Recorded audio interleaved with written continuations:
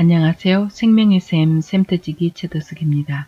오늘은 존 웨슬리의 일기 세 번째 마지막 시간입니다.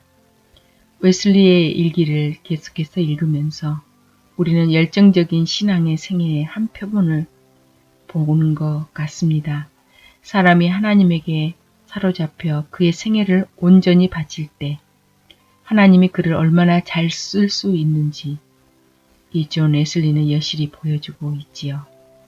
그는 매년 평균 8,000마일 이상 말을 타고 다니면서 1년에 1,000번 이상 설교를 하였고 60년간 새벽 4시에 일어났고 새벽 5시에 설교하기를 50년간 계속하였습니다. 강인한 체력, 끊임없는 열정, 그 매력적인 인격과 경건은 그 누구도 따르지 못할 정도였습니다. 우리는 위대했던 하나님의 사람의 일기를 통해서 그가 겪은 인간적인 고뇌와 갈등에도 불구하고 얼마나 큰 일을 남겨놓았는지 생생하게 알 수 있습니다. 오늘 존 웨슬리 세 번째에는 그의 어머니인 수잔나의 그 어린이 교육, 자녀 교육과 또 존 웨슬리의 삶의 그런 방향, 결심, 그리고 또 그의 말년의 건강 방법, 여러 가지를 여러분 들을 수 있을 것입니다. 이제 바로 시작하겠습니다. 3월 10일 여러 사람들이 심각하게 요청하는 바람에 나는 말을 타고 한 번 더 펜즈포드로 갔다. 그들이 나보고 설교를 하라고 한 곳은 마을 가까이 있는 작은 풀밭이었다. 그런데 내가 이야기를 시작하기가 무섭게 한때 폭도들이 황소를 끌고 맹렬하게 우리를 향해 돌진해 오는 것이었다. 그들은 그 황소를 못살게 굴어가지고 사람들 속으로 몰아넣으려고 하였다. 그러나 사실은 짐승이 몰입꾼들보다 더 현명해서 우리를 이리 피하고 저리 피하면서 뛰었다. 그동안에 우리는 거의 1시간 동안 조용히 찬송을 부르며 기도하였다. 그 불쌍한 사람들은 결국 실패한 것을 알고는 장시간 개에게 물어뜯기고 사람들에게 두들겨 맞고 해서 지치고 약해진 황소를 저희들이 있는 힘을 다하여 반은 끌고 반은 던지고 해서 사람들 한가운데로 밀어 넣었다.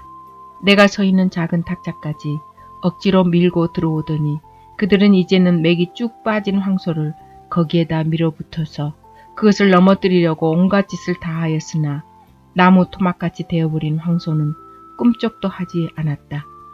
나는 한두 번 소머리를 붙잡고 옆으로 밀어 놓으려고 하였다. 내 옷에 피가 묻을까봐 걱정도 되었지만 그들이 법석을 떠는 것이 지나면 곧 이어서 이야기를 계속하고 싶었다. 그러나 결국 탁자가 넘어갔다. 그러자 몇몇 친구들이 나를 붙잡더니 나를 어깨에 태우고 자리를 피하였다. 그러는 동안에 폭도들은 탁자에서 분풀이를 하면서 그것을 산산조각을 내었다. 우리는 약간 떨어진 곳으로 자리를 옮겨서 잡음을 방해도 없는 상태에서 내 이야기를 마쳤다.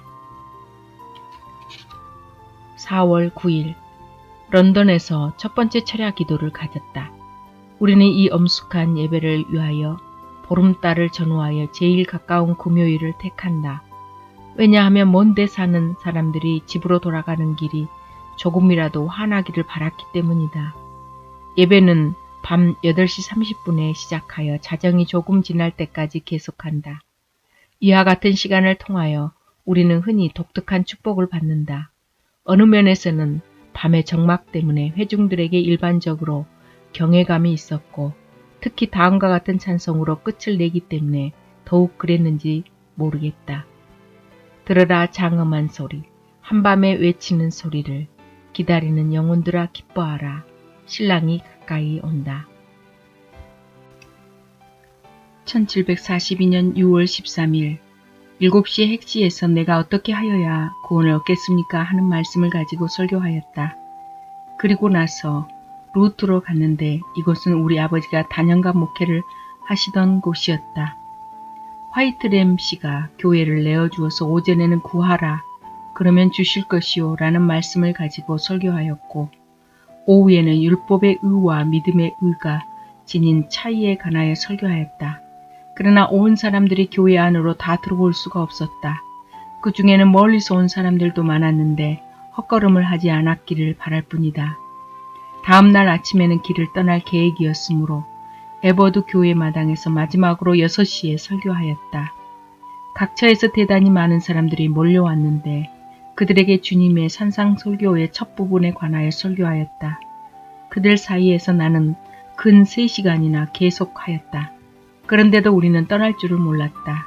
아무도 결과가 즉시 나타나지 않는다고 해서 그가 하는 사랑의 노력이 허사가 된다고는 생각하지 말 것이다.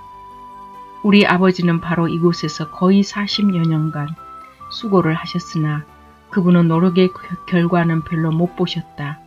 나도 이 사람들 사이에서 고통을 겪었고 나의 힘도 헛되이 쓰여진 것 같이 보였다. 그러나 그 결과가 나타났다.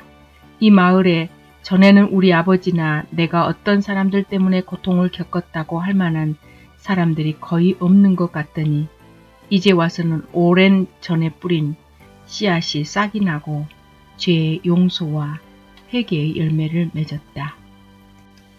7월 23일 오후 3시쯤에 어머니께 갔는데 어머니의 변화가 가까운 것을 알았다. 나는 어머니 침대 옆에 앉았다. 어머니는 마지막 고통을 겪으시는 것 같았다.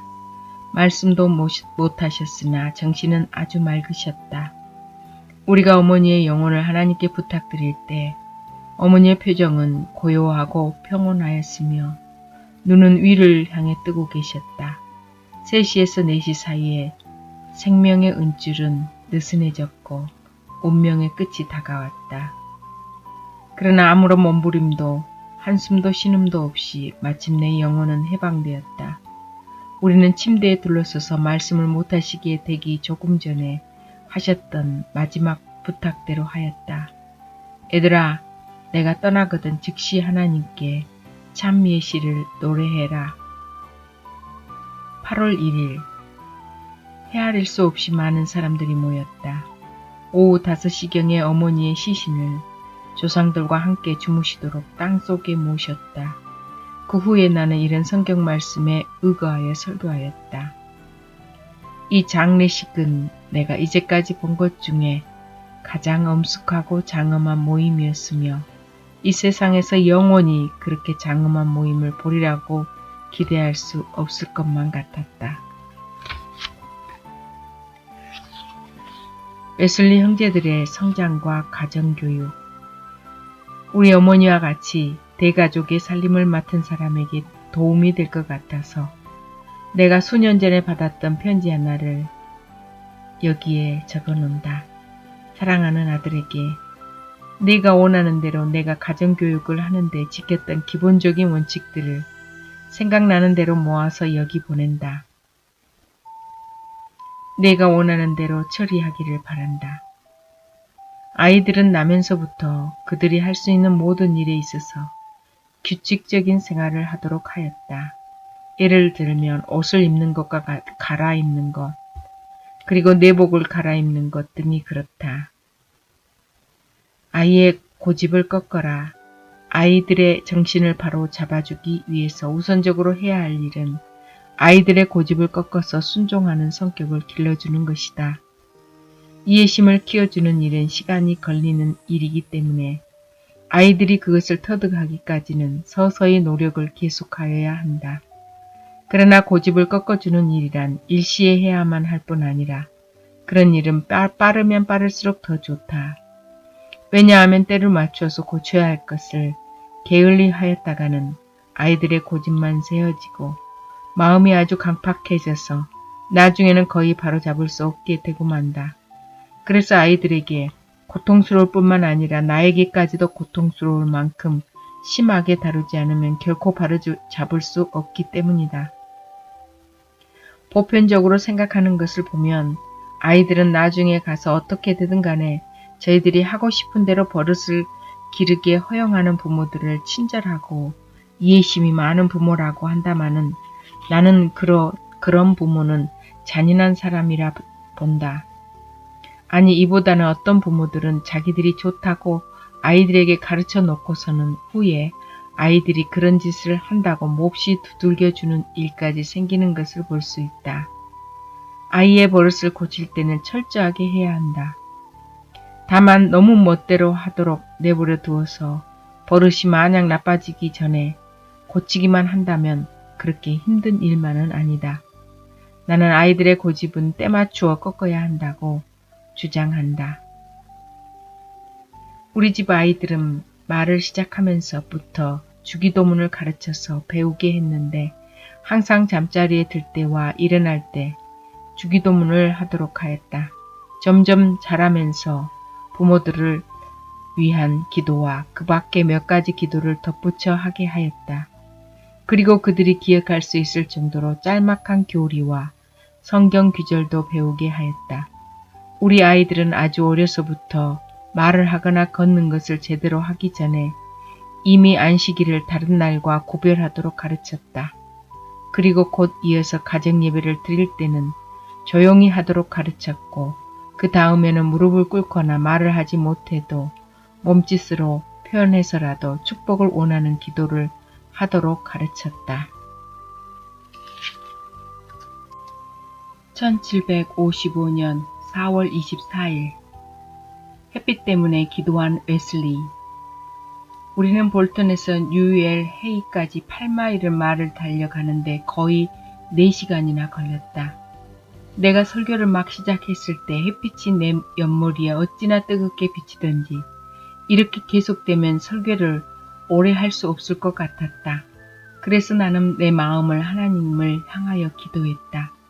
그랬더니 조금 후에 구름으로 가려지더니 예배가 끝날 때까지 계속 해는 구름 속에 있었다. 다른 사람들은 이것이 우연이라고 말할지 모르겠지만 나는 이것을 기도에 대한 응답이라고 생각한다. 4월 25일 나는 10시경에 테드몰덴 근처에서 설교하였다. 사람들은 산등성이에 줄줄이 서 있었다. 그들은 외모로 보아서는 굉장히 거친 사람들이었지만 그들의 마음은 촛농이 녹아내리는 것과 같이 부드러웠다. 우리가 말을 타고 지나간 이 계곡이야말로 누구도 상상할 수 없을 만큼 아름답고 즐거운 곳이다.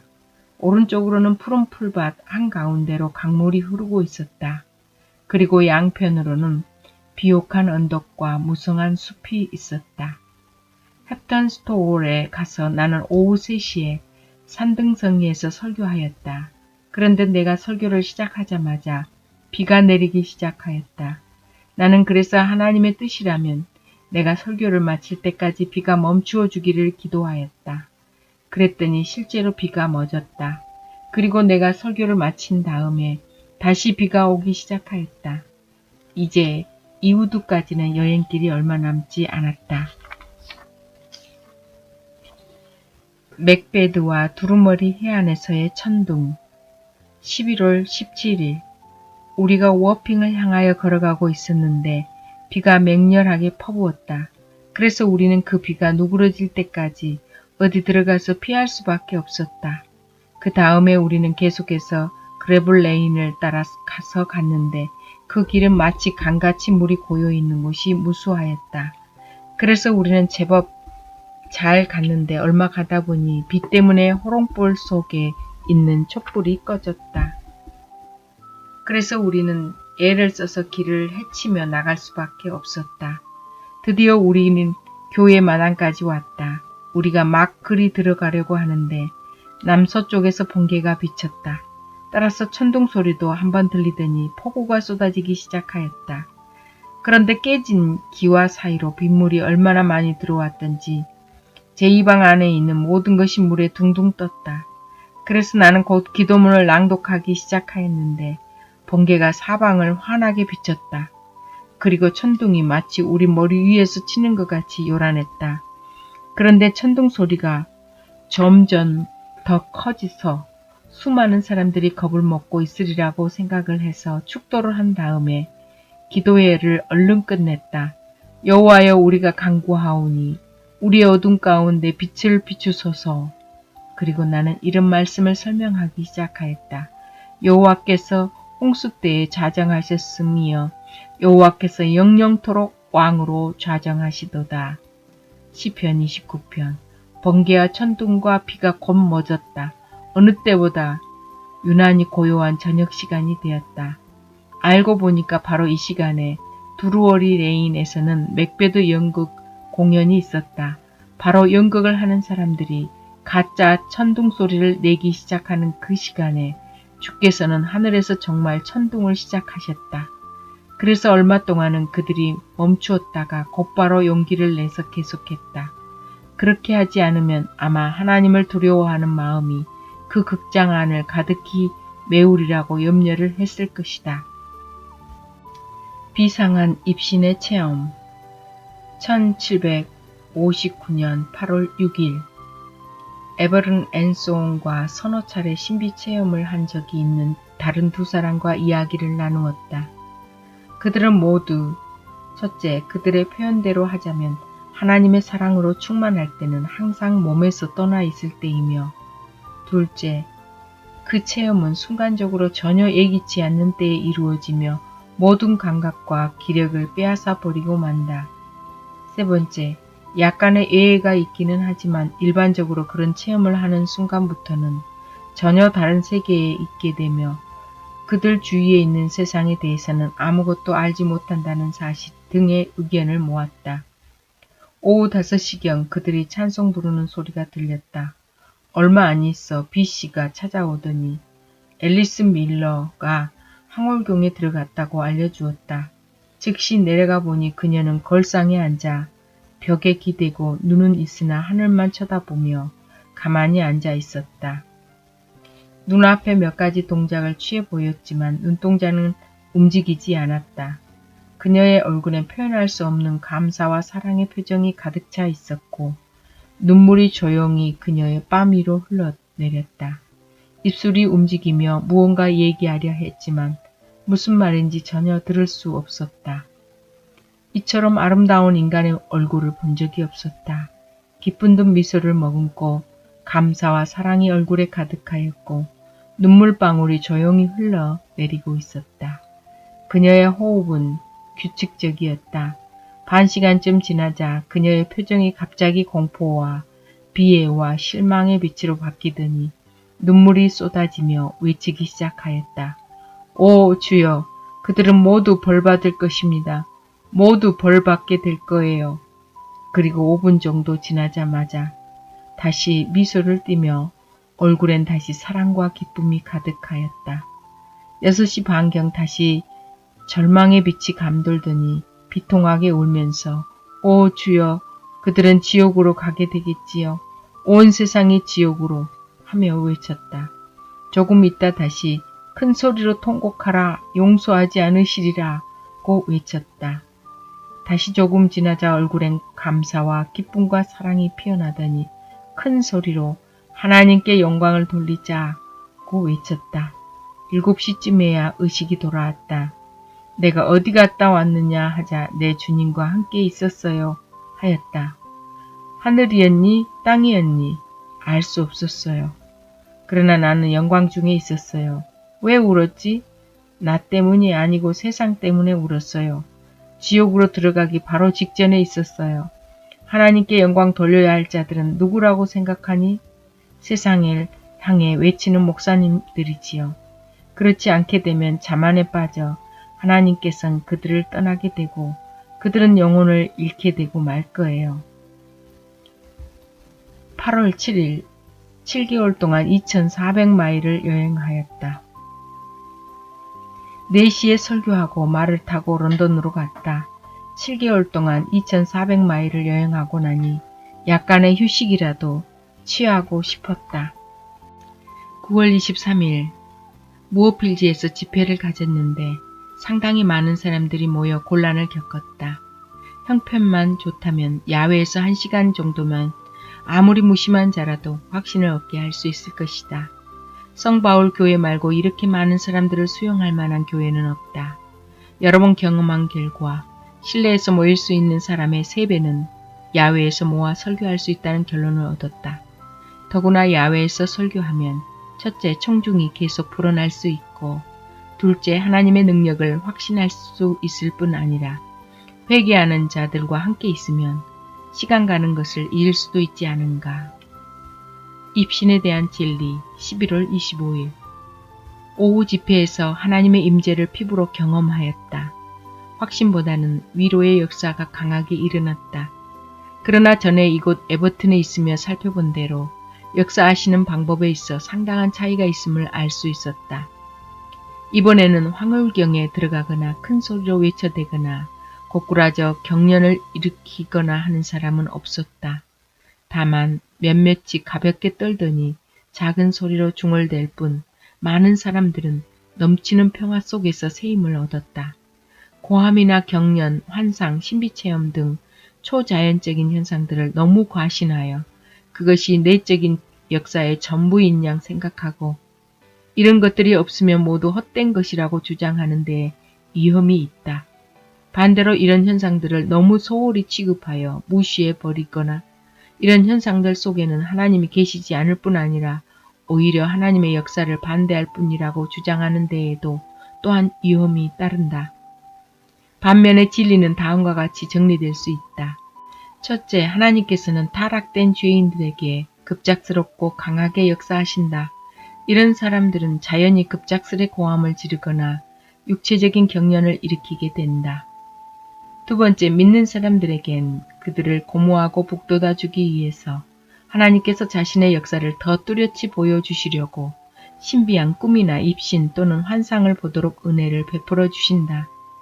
세 번째, 시간이 지나면서 이런 경험들은 자연의 은총과 일치하게 된다. 네 번째, 사탄은 하나님의 역사를 방해하려고 이런 현상들을 모방하여 유혹한다. 그렇다고 이런 유혹을 물리치기 위해 전체 현상들을 포기해버리는 것은 현명한 일이 못 된다. 처음에는 이런 것은 의심할 여지 없이 하나님의 은총이었다. 아직도 어느 정도는 그렇다. 그리고 하나님께서는 어떤 현상이든 그것이 진실된 것인가 아니면 잘못되거나 왜곡된 것인가 분별할 수 있는 능력을 주신다. 81세의 웨슬리 1784년 6월 28일 오늘로 81세가 되었으나 40년 전이나 지금이나 어떤 운동이든 할 수 있고 견뎌낼 만큼 몸과 마음이 건강하다는 사실을 알았다.